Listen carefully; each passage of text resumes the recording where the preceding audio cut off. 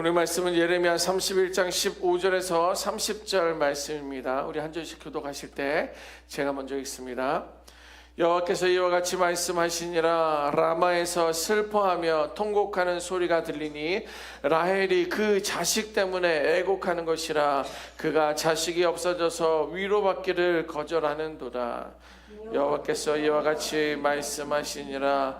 내 울음소리와 내 눈물을 멈추어라. 내 일에 삭슬 받을 것인즉 그들이 그의 대적의 땅에서 돌아오리라. 여호와의 말씀이니라. 너의 장래에 소망이 있을 것이라. 너의 자녀가 자기들의 지경으로 돌아오리라. 여호와의 말씀이니라. 에브라임이 스스로 탄식함을 내가 분명히 들었노니 주께서 나를 징벌하심에 멍에 익숙하지 못한 송아지 같은 내가 징벌을 받았나이다. 주는 나의 하나님 여호와이시니 나를 이끌어 돌이키소서. 그리하시면 내가 돌아오겠나이다. 내가 돌이킨 후에 뉘우쳤고 내가 교훈을 받은 후에 내 볼기를 쳤사오니 이는 어렸을 때 치욕을 짐으로 부끄럽고 욕됨이니이다 하도다. 에브라임은 나의 사랑하는 아들 기뻐하는 자식이 아니냐. 내가 그를 책망하여 말할 때마다 깊이 생각하노라. 그러므로 그를 위하여 내 창자가 들끓으니 내가 반드시 그를 불쌍히 여기리라. 여호와의 말씀이니라. 처녀 이스라엘아, 너의 이정표를 세우며 나의 편말을 만들고 큰 길 곧 내가 전에 가던 길을 마음에 두라. 돌아오라. 내 성읍들로 돌아오라. 반역한 딸아, 내가 어느 때까지 방황하겠느냐.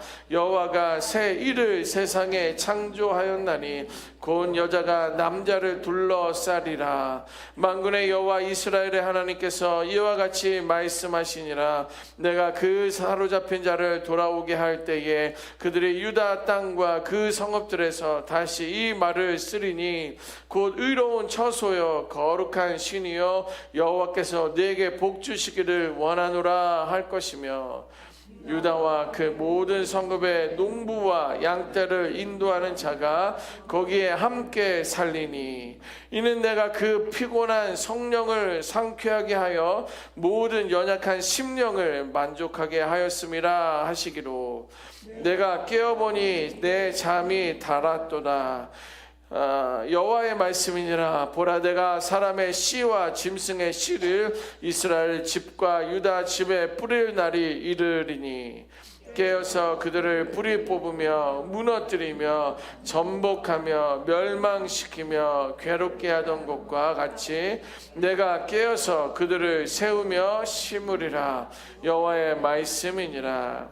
그때 그들이 말하기를 다시는 아버지가 신 포도를 먹었으므로 아들들의 이가 시다 하지 아니하겠고 신 포도를 먹는 자마다 그의 이가 신 것 같이 누구나 자기의 죄악으로 말미암아 죽으리라.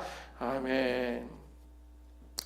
오늘 예레미야 31장은 이제 눈물로부터 시작이 됩니다. 15절 말씀 한번 보겠습니다. 제가 읽어보면 여호와께서 이와 같이 말씀하시니라.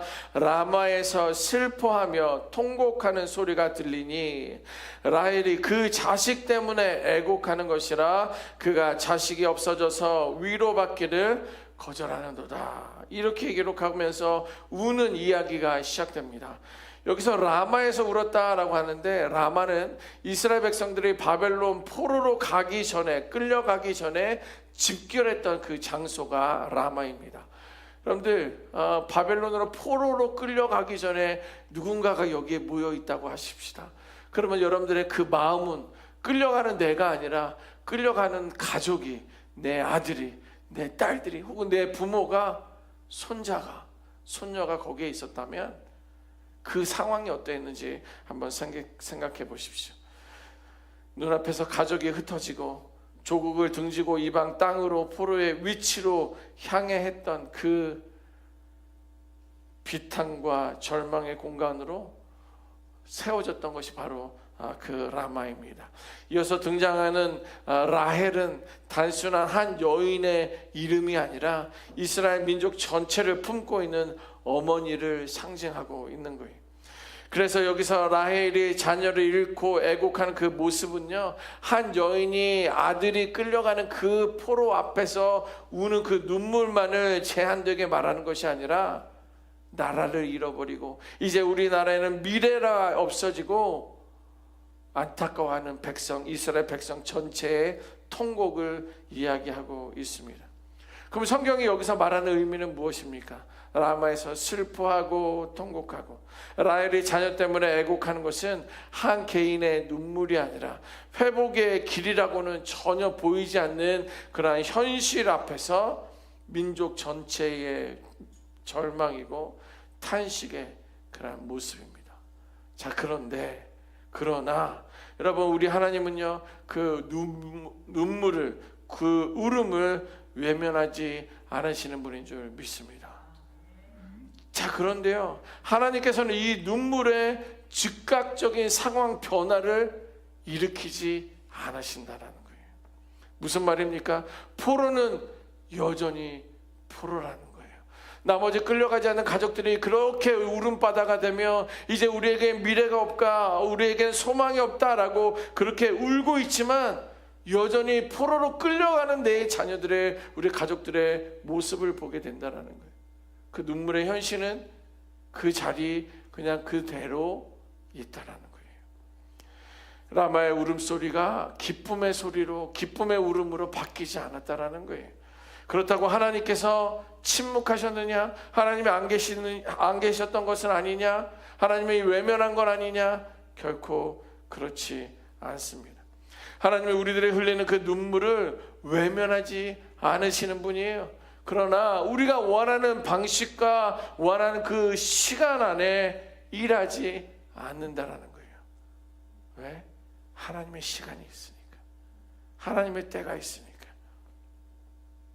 하나님 먼저 상황을 바꾸기보다도 그 눈물이 헛되지 않단다라는 그런 믿음을 붙들기를 원하고 계셨다라는 거예요. 갑자기 상황이 바뀌어지면, 그 기쁨의 눈물로 바뀌면 오히려 좋으련만, 지도의 성도들아, 너희들의 눈물을 나는 기억하고 있다. 나는 그것을 회복시킬 것이다. 그 말씀을 우리에게 해주시고 그 말씀을 붙드는 것이 저와 여러분들의 믿음이, 신앙이 되어야 될 줄 믿습니다. 우리 하나님은요, 눈물을 지우기 전에 방향을 바꾸신다라는 거예요. 환경을 바꾸시기보다 먼저 방향을 바꾸신다라는 거예요. 16절 말씀 보세요. 여호와께서 이와 같이 말씀하시니라. 내 울음소리와 내 눈물을 멈추어라. 내 일에 삭슬 받을 것인즉 그들이 그의 대적의 땅에서 돌아오리라. 여호와의 말씀이니라. 아멘. 보세요. 하나님은 여기서 더 이상 울지 말라라고 하면서 위로하는 말만 하지 않고 계신다라는 거예요. 너가 하고 있는 그 일에 분명한 명확한 보상이 있을 것이다. 내 삭슬 너희가 받을 것이다 라고 말씀해주고 있는 거예요. 이 말은 무엇입니까? 지금 흘리는 눈물이 결코 헛된 것이 아니고 의미 없이 사라질 눈물도 아니고 하나님 앞에 기억되고 쌓여가고 있다. 그래서 어떤 분은요, 부흥했다 가니까 그러고 있어요. 우리들은 흘리는 눈물이 이 병에 담겨지고 있다라는 거예요. 몰라 이게 얼마나 큰 병인지 알 수 없으나, 그러나 우리가 흘리는 그 눈물들이 차곡차곡 기억되며 쌓아가고 있다라는 거예요. 여러분들은 과연 하나님 앞에서 얼마나 울어보셨습니까? 하나님 앞에 흘리는 눈물은 결코 헛되지 않다. 내가 기억하고 있다. 하나님께서 우리에게 말씀해주고 있습니다. 하나님께 기도하다 흘린 눈물은요, 또 말씀 앞에 그 감동 때문에 흘렸던 그 눈물들은요, 내가 홀로 외로워 견디며 버티고 지쳐 있을 때 조용히 남몰래 흘렸던 그 눈물까지도 의미 없이 사라지지 않는다 라고 말씀하고 있는 거예요. 사람들은요, 그 눈물의 의미는 몰라요. 아니, 저 여인이 왜 우는 거야? 아니, 왜 저분들이 저렇게 우는 거야? 그 의미를 우리는 정확히 알 수 없습니다. 세상은 그 눈물을 기억하지도 않아요. 왜냐하면 밟고 일어선 자 말이 우리는 승리자로 말하고 있기 때문에 그렇습니다. 그러나 우리 하나님은요, 결코 그 눈물 한 방울도 잊어버리는 것이 아니라 그것을 일일이 기억하고 있다라는 거예요. 여러분, 그 눈물은 반드시 하나님 앞에 기억되고 쌓이고 때가 되면 하나님의 뜻 안에서 반드시 열매로 이어질 줄 믿습니다. 이스라엘 보십시오. 그들은요, 당시 상황이 바뀌지 않아도 포로 생활이 계속 지속되고 현실은 여전히 아프지만 하나님께서는 이 눈물의 시간에도 내가 일하고 있다. 너의 고통이 아무 대가 없이 끝나지 않을 것이다 라고 약속해주고 있는 거예요. 하나님의 일하심은 즉각적인 해결은 아니지만 미래에 대한 소망 그리고 회복을 약속하고 계시다라는 거예요. 그렇다면 우리는 하나님 앞에 우는 자들이 되어야 될 줄 믿습니다.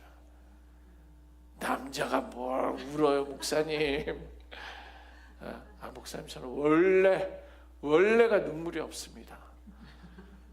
아니요, 그 눈물의 은혜를 부어주시도록 우리는 사모하며 기도해야 되겠습니다.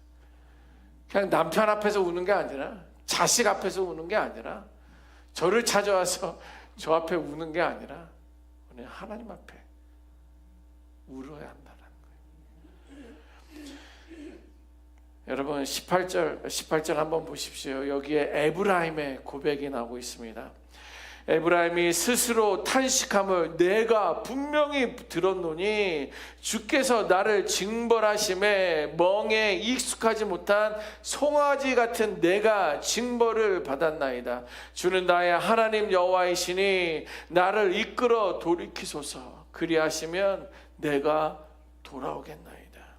송아지는요, 멍에 여기를 아무것도 껴보지 않은 그 어린 송아지가 그 멍에를 짊어졌다고 생각해 보십시오. 밭을 가는 멍에, 아니면 길을 가고 짐을 수레를 끌고 가는 그 어린 송아지에게 씌웠던 그 멍에가 얼마나 고통이 있겠습니까? 그런데 그 나를 이끌어 주셔야지만이 내가 죽게 돌아간다라는 그런 회개의 눈물을 에브라임이 지파가 고백하고 있는 거예요. 여기서 에브라임의 고백은요, 변명이 없습니다. 환경을 탓하지 않아요. 시대가 이렇다 저렇다라고 이야기하고 있지 않습니다. 단지 에브라임은요, 그냥 그 있는 그대로 내가 징계를 받아서 어린 송아지 같지만 내가 멍에를 지고 갑니다. 주님께서 나를 돌이켜 주시지 않으면 내가 돌아갈 수 없다라는 그런 순전한 그 믿음의 회개가, 고백이 그 안에 있다라는 거예요. 여러분, 회개는요, 겉으로 보이는 반응들이 아니에요. 우리는 막 눈물을 흘리면서 기도하면 아이고, 뭘 저렇게 회개할 게 많은가, 뭘 잘못했게 저렇게 교회 와서 기도하면서 울고 있는가 라고 하는 거예요.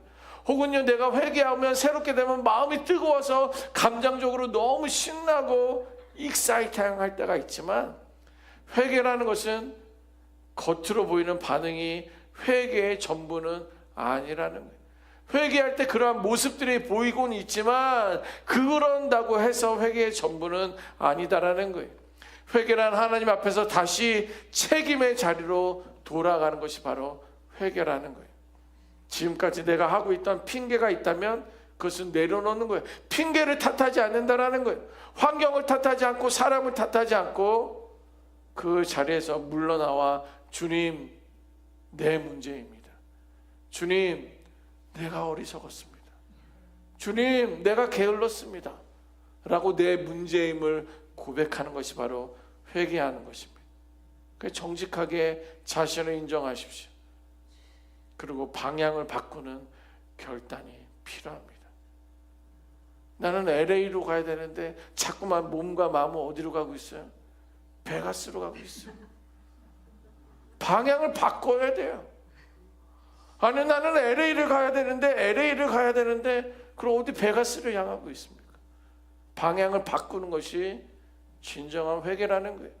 주여, 나로 하여금 LA로 가게 하소서, LA로 가게 하소서. 말로만, 눈물로만 하는 것이 아니라 방향을 바꿔야 된다는 거예요.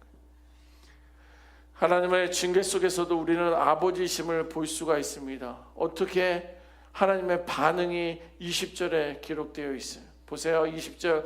에브라임은 나의 사랑하는 아들, 기뻐하는 자식이 아니냐. 내가 그를 책망하여 말할 때마다 깊이 생각하노라. 그러므로 그를 위하여 내 창자가 들끓으니 내가 반드시 그를 불쌍히 여기리라. 여호와의 말씀이니라. 아멘. 이 말씀이 무엇입니까? 하나님은요, 살게 하셨지만 그 징계 속에서 아버지의 마음은 결코 멈춘 적이 없다라는 것을 말해주는 거예요. 보세요. 여기서 창자가 들끓었다라는 표현을 하고 있습니다. 히브리어로는요, 가장 깊은 사랑의 표현이 창자가 들끓었다라고 그래요. 우리는 어떻게 합니까? 누구 사랑하는 사람, 가슴이 뛰어, 가슴이 벅차, 나는 그를 사랑하고 있어, 마음으로 품었어, 이렇게 하면서 머리나 마음에 대한 이야기를 하는데, 히브리 사람들은 마음이나 생각으로 말하지 않아요. 창자가 들끓는구나, 창자가 찢어질 것 같아, 이런 표현을 하고 있다라는 거예요. 네? 그것이 무엇입니까? 속이 뒤집힐 만큼 아프고 참을 수 없을 만큼 내가 그를 사랑한다 라는 것이 그 당시 그 시대 사람들이 표현한 것이 창자가 들끓는다 라는 표현입니다.